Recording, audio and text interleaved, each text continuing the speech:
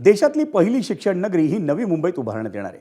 जगातील सर्वोत्तम 10 विद्यापीठांची केंद्र ही नवी मुंबईत स्थापन करण्यात येणार आहेत. त्यामुळे सिडकोकडून नवी मुंबईत शिक्षण नगरीची उभारणी करण्यात येणार आहे. नवी मुंबई आंतरराष्ट्रीय विमानतळाजवळ 250 एकर भूखंडावर ही शिक्षण नगरी आकारास येते.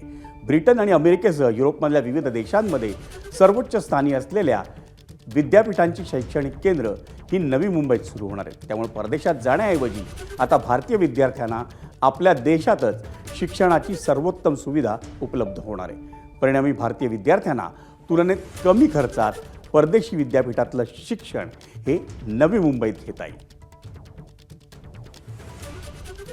हा इंटरनॅशनल एज्युसिटी जवळजवळ 250 एकरवर ते तयार होणारच आहे. हा देशांतर्गत असा पहिला प्रकल्प आहे जो कुठेही झालेला नाही. त्या ठिकाणी किमान 10 फॉरेन युनिव्हर्सिटी एकच ठिकाणी राहणारच आहे.